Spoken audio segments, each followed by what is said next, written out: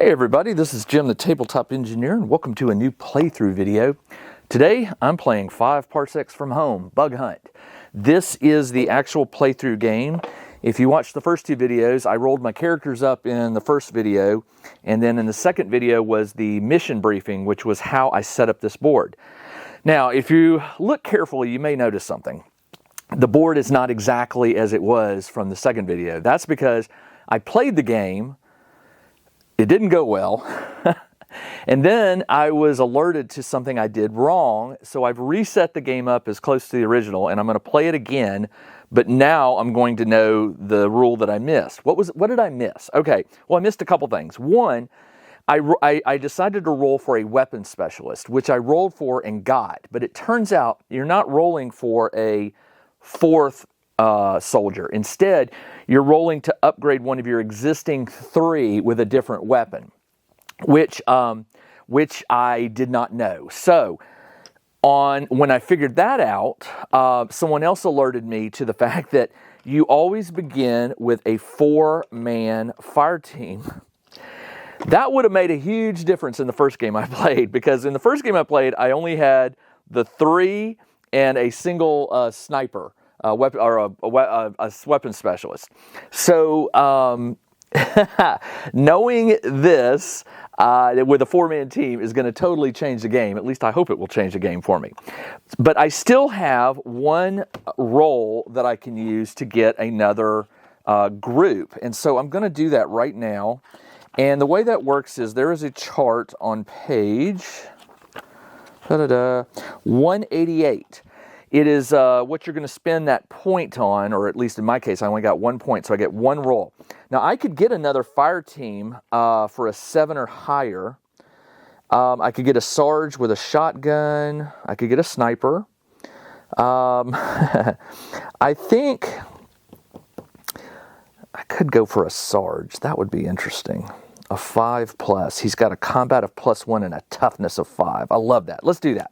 I'm going to roll for a Sarge. So I need to roll a 5 or higher. And I got a 9. So my Sarge, I am going to get a special mini for him. It is going to be, let's do the yellow guy. All right, I'm going to use yellow for the Sarge. So I've got blue, green, and red, which are my 3 soldiers. Yellow for the Sarge. And then I've got my 4-man fire team. Now, if you watched the first episode, you'll remember that they begin here in this corner, because I've already got my objective tokens placed. There are 3 of them around the table, and you can watch the mission briefing video if you want to see how that was done. So the soldiers have to start on a random side. I rolled for this random side, and they can't be any closer than 12 inches from the objective, which turned out that they couldn't be placed over here. They have to be placed over here. It's the only distance I have. So they'll begin over here, and I've got my objectives placed, so it is my turn. Now, if you're not familiar with 5 Parsecs from Home, I will try to explain how this game works. I will throw up cards on the screen that have the stats of my various soldier types, but I won't do that throughout the video because I think that might get annoying. But if you want to see the soldier cards up all the time, you'll have to let me know, all right? But I'm going to show them the first few times here and there, so you'll be able to see the stats and understand the numbers and values that I'm going to be using throughout the game. All right, so the first thing we do in this game is we have to roll for before the game begins, you roll to see if, before the mission begins, excuse me, you roll for the, what is it called? Sorry. It's called it's on page, if I could find it, battle round. That's not it. It is it the battle round? Spawn points, sorry. Let me find it. Campaign turn. It's on page 182, if you got the book. There are 3 special assignments that I can assign to my red, blue, and green. So let's try that, because it can give you bonuses for the game. I am going to put all of them into combat skill is +1. I'm going to try to send them to marksmanship training. They need a minimum of, well, there is no minimum. They will get a combat skill of +1 if it's lower than 2, and they all have +1. I have to roll a 9 or higher, so let's do blue. I rolled a 10. So he will, and I'm using my iPad for their data cards, and I'll show you how that works. I've got, if I can find it, so I've got their data cards here for me, and I'm just on blue, I'm going to put a die for his combat is +2. Now let's roll for red. Same thing, 9 or higher. I got a 9.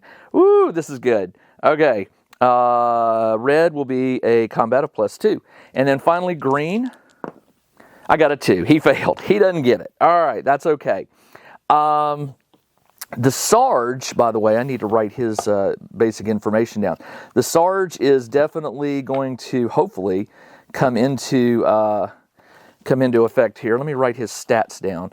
So the Sarge is a reaction of 2, speed 4, combat is +1, toughness is 5, which is outstanding, and savvy is +0. He does have trooper armor, so he saves on a 5 or higher. and his weapon is going to be a shotgun, so he'll get 2 shots. One figure with a shotgun and sword, or a service pistol and power claw. The boarding sword will give him a bonus if he goes into melee, which is base-to-base contact with an enemy. All right, I have spent a lot of time pondering on this game. I'm not saying I'm an expert at it, because I am not. But what I can tell you is, the more I think about how this game plays, the more I realize that there are a lot of different tactics you could use in order to get to the objectives, and also try to avoid combat, or if you want combat, you can force combat. I think for me, being that first game sort of taught me that this is a deadly game. You can lose your soldiers very quickly. One of the things you're supposed to do is get to the objective and perform some sort of action. And then these signals tokens, you got to get within 3 inches of them to trigger them as well. In order for this mission to be successful, I have to recover 2 signals, and I have to recover at least 2 objectives. And when I say successful, to get XP. I have to get 2 signals before I call for an evac. So my soldiers can't even leave the field until I recover 2 evacs. Now the closest ones are right here. But there's also some over here, and there's also some over there. Those are so far away, I think it's going to take forever to get over there. So let's see what let's see what chance leads us. The way this works is, the game is broken into phases. There is a quick phase, an enemy phase, a slow phase, and then a swarm phase. For this game, there is no swarm phase, because my mission priority was a 1. You subtract 1 from your mission priority to determine the number of spawn points. Well, it's 0, so I don't have to worry about spawning. Although there are some instances in the game where you will place these contact tokens in random places. They'll just appear, so we'll get to that. All right, so I have 7, no, 1, 2, 3, 4, 5, 6, 7. I have 8 soldiers, but I'm not going to be rolling 8 dice for the quick phase. Instead, you roll 1 per group. The fire team is considered 1 group. My 3 soldiers are considered a group each, and then I have my Sarge. So I will be rolling 5 dice at the beginning of each combat turn, or each turn, and what I'm looking for is 1s and 2s. All of my heroes, troopers, have a reaction number. It's usually 1 or 2. It could go higher, but right now they're 1s and 2s. You roll the dice, and 1s and 2s can be assigned to a trooper. Anyone assigned a 1 or 2 is going to get to move and react and fight in the quick phase. So let's go ahead and roll it. I got a 1, and that's it. I got a single 1. Now the die can be assigned to any of them, because the lowest reaction is a 1.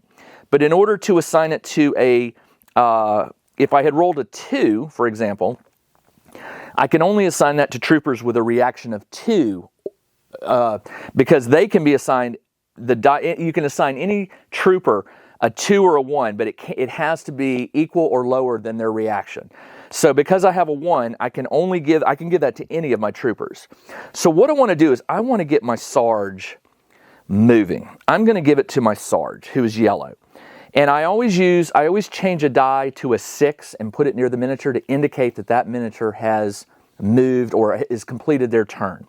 So the Sarge, being right here, he can move 4. it's 3 inches to the top of a building. And in this game, it's 1 inch to 1 inch for climbing. So he's going to go 1, 4, and you can dash. If you don't shoot, you can do a dash, which is +2. So I'm going to move him 2 inches off, and I'm going to indicate that he is done by placing a 6. That is the end of the quick phase. None of my guys can activate during the quick phase except for the Sarge. Now we're to the enemy phase. So during the enemy phase, any revealed enemies, and there aren't any right now, any revealed enemies will first move. And you start with the one that's closest to the nearest trooper, and then you move outward.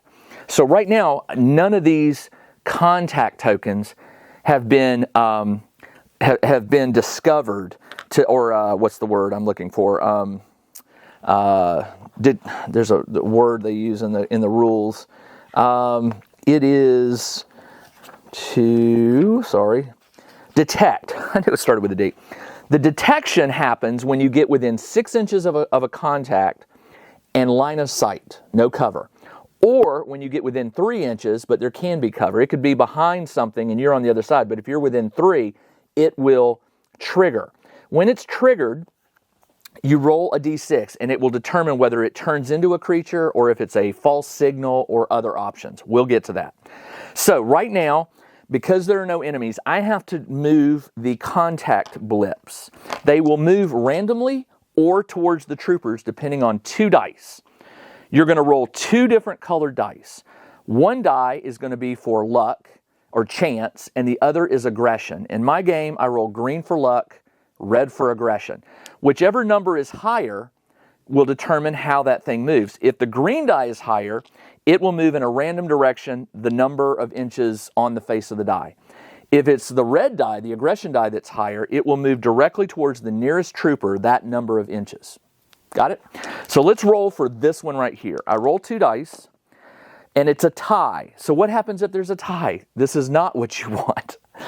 If there's a tie, you place another contact marker on top of it, and now there are 2 possible contacts there. They don't move, but that's how it's done. So let me rotate the table, and we'll do all 3 contacts. So I'm going to turn it this way, and there is a contact marker right there. So I'm going to roll the dice again. And it's a tie. Man. Another contact marker added. And then I'm going to rotate it some more. And there is one right here. And let's see what it does. 3 and 1. I beat it 3 to 1. So it will move 3 inches in a random direction. So how do I do this? Well, wherever I am relative to it, I roll a D10, and wherever it's pointing, that's the direction. So I'm looking at it right here. This would be 12 o'clock. So it's going to go this direction, 3 inches. So it can't climb up half the wall, so it will move to the corner. Actually, sorry, the objective marker stays where it is, and the contact marker moves. All right, that is it for the enemy phase. So let's come back to my soldiers here. There are 2 signals, and 1 signal, 1 objective, and 1 what they call a tactical location. We'll deal with that when we get to it. All right. The question is, I could go for these 2 signals instantly. That would satisfy the 2 signal call. Let's see. I would really like to draw these away. So I think what I'm going to do is I'm going to, now all of them can move this turn. So I'm going to move, this guy is right next to the building. He will move 3, 4, that's his move, and then I'm going to dash him 2 more. He's going to be my bait. We'll call him the bait. So he is done. I want to get him over here, and I want him to pull these away. It's going to take a little bit of time, but I think I can do it. And to help him, I'm going to send, the fire team needs to stay together. So I'm going to also send the blue. He's going to move 2. Now remember, he can move 4 plus 2 is 6. So 2, up 3, and over 1, and he is done. And the red is going to stay with the fire team. What they're going to do is, I think, I need them to stay close by so they can go for this, but they're not going to go too far. Instead, I'm going to have all of them just move up 4 and I'll just keep them cohesive. So this one moves here, and then all 4 are right behind him. They're taking orders. All right, they have all moved. I use 1 die to indicate the fire team and 1 to indicate red. All of my troopers have moved. That is the end of the slow phase. There is no ambush, or not ambush, there is no spawn phase. So I collect the 5 dice, and we go back to quick phase round. I rolled a single 1 again. All right, I will give that 1 to green, mainly because I want him to start pulling these away. So on the quick phase, green, which is, his name is Brinkley, by the way, he will move 4. You can drop 3 inches without penalty. So if he moves all the way, I don't know what that was for. If he moves all the way here, he can then drop down for his dash, but he has to stop. He can't do any more. So he has basically, he's putting himself at risk to maybe pull these away. Now, they haven't moved in any random direction yet. I hope they don't move in this direction. That would be great. That would be great, but we will see. So again, there are no enemies revealed, so we roll for the active count, or the contact counters. So what I'm going to do, I think you can see this red one here. Yeah, that red one, the top one. There's one below it, so there's 2. So I'm going to roll for the top one, and I beat it 6-2. It will move 6 inches in a random direction, not away from me, a random direction. So it's going to move this way, 6 inches. So, and the creatures are considered, they can scuttle over anything, they can climb anything. So 6 inches, we'll put it right here. And the other one, I win again, 6 inches in a random direction. That way, that's what I wanted. 6 inches, which is going to be bad for me because it looks like it may cut off my, all right, so it moves here. All right, now here's the problem. That is within is less than 6 inches. So remember, 6 inches and in no cover. You will have to roll to see what it is. If you turn to page 193, if you have the rule book, there is a D6 table. On a 1, you remove the marker. It's a false signal. But if you do that, if it leaves less than 3 markers on the table, you have to put a new marker on the battlefield edge furthest from the spotter. This is my spotter. So the battlefield edge furthest would be that one over there. I think measured wise, it would be right over there. So let's roll. On a 2, you move the marker 1d6 inches away from the spotter, directly away. Then you place a new contact marker on the nearest battlefield to the edge to the spotter, which in this case would be probably the nearest battlefield edge would be this one. Ooh, that could be bad. And then 3 to 6, it's a contact. Let's roll. I don't know what that is. I'm going to re-roll it since it went out of the box. It's a 2. We got movement. Move the marker 1d6 directly away from the spotter. Okay, so the spotter's here, so it's going to move here. Let's move how many inches? 6 inches. I'll take that. So 6 inches puts it right over here. But now I have to place a contact marker on the nearest battlefield edge point to the spotter, which would put this baby right here, right there. I'm just drawing a straight line, battlefield edge to the near. This would be farther. The closest one is going to be perpendicular, if you understand geometry. All right, so it's right here. Guess what? Now I got to roll for that one. So let's roll to see what that is. I rolled a 5, which is contact. All right. So on page 194, there are 1, 2, 3, 4, 5, 6, 7, 8, 9, 10, 11, 12, 13, 14, 15. There are 16 possible enemies that you can roll. You roll a D100. Blue is high for me, and this will tell you what the enemy is. Let's roll it. I rolled a 29. 29 is tentacled creepers. And there are 1d3 plus 1 of them. All right, let's see what they are. 1d3 plus 1. I'll roll a d6. That's a 1. 1 plus 1 is 2. For tentacled creepers, I don't have any monsters yet. So, maybe I do. No, I don't. for tentacled creepers, I'm going to use these orange enemies here. So 3 enemies have just appeared on the battlefield.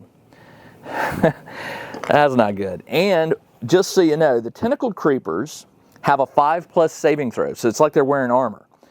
They have a movement of 3, a combat of +3, ooh, toughness of 4, and they do +1 damage when they hit. Wow. Okay. That was this marker. I still got to turn. These guys don't activate until they have just been revealed. They won't activate until the next enemy, because we've already done checked for the live enemies. There weren't any when we did that. So now this marker, let's see what it does. It's a tie, so we place a duplicate on top. And then last, we come back over here, and where was it? There were 2 of them. All right. So now we have to see what this top one does. Its 6 beats my 4, so it will move 6 inches directly towards the nearest, which is going to be him, which is going to be right there. And then what does this one do? I beat it 3-1. So it will move 3 inches in a random direction. It's going to go 3 inches that way. All right. This one is within 6 inches, and we do a detect. We still roll to see what it is. What I'd really like is a 1. What I don't want is a 4 to 6 or 3 to 6. But I got a 3. So it is more of the enemies. So how many? It's 1d3 plus 1. That is 1 plus 1. I need 2 more. All right, so we've got 1. The enemies have finally appeared. Let me get some more minis. All right, they are visible, and the Sarge sees them. All right, it is now, that is it for the enemy phase. I moved all the markers, and now it is the slow phase. Now, thankfully for me, the only one that moved was him. He's got a 6, so he moved. He may just go for the markers now. These 5 and these 2, we have enemies. All right, so red. I need to protect red. He's valuable to me. So I'm going to move him here, and he's going to fire at this one right here.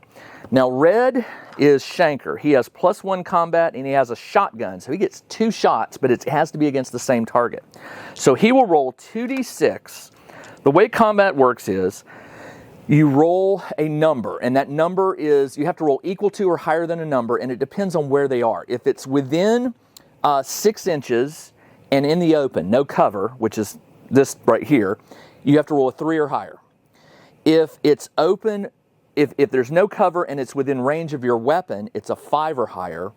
And if it's in cover but within range, it's a 6 or higher.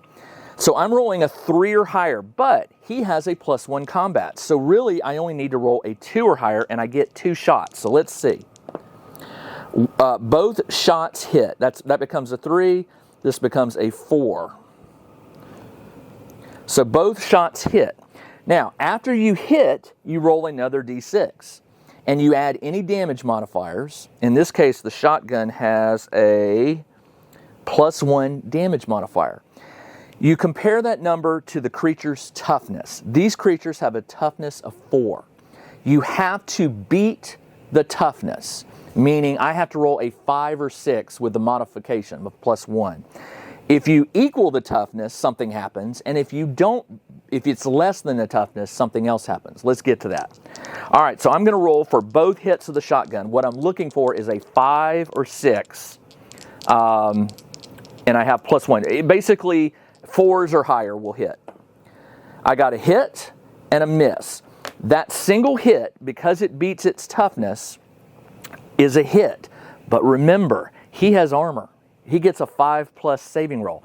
So just like the troopers, when they take a hit, you roll a die, and on a 5 or higher, shrugs it off.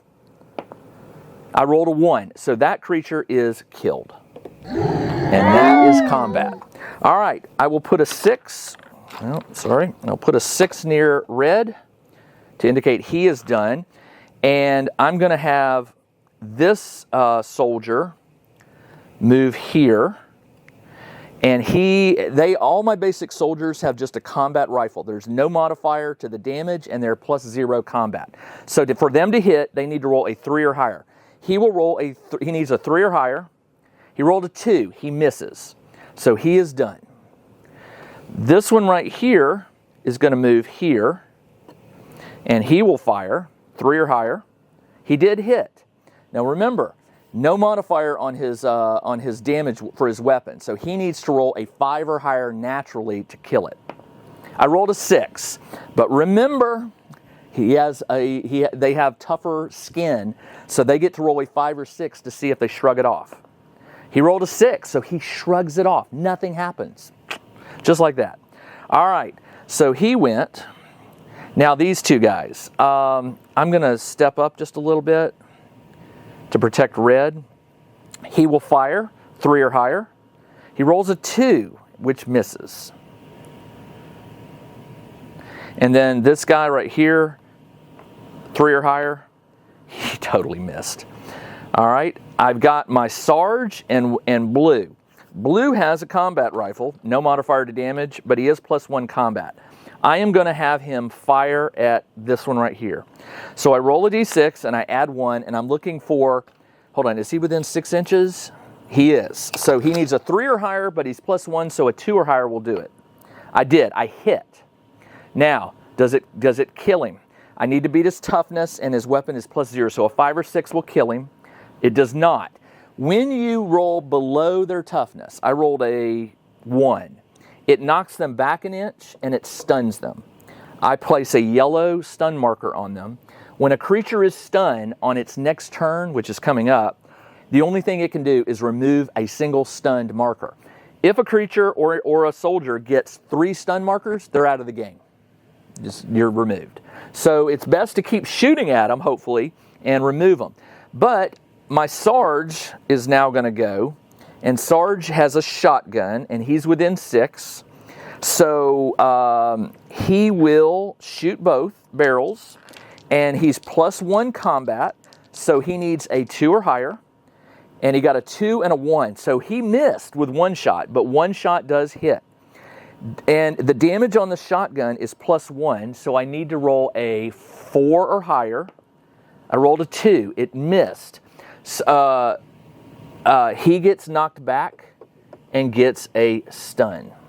It didn't kill him, but it did stun him. All right. That is it for all of my guys. That was the slow phase.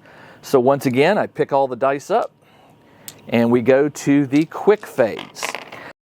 So I'm going to end this scenario right now, or this episode, and in the next episode, I'll pick up right where I left off by rolling for the quick phase. This is Jim, the Tabletop Engineer. Patrons, thank you for joining me on this playthrough. I hope you enjoy the next episode when you get a chance to watch it. We'll see how this plays out. All right, everybody, take care. Check out the new RPG and Wargame newsletter. Each week, the Tabletop Engineer shares news, products, Kickstarters, and much more related to the gaming hobby. It's free to subscribe, so check out the link in the video description below to sign up.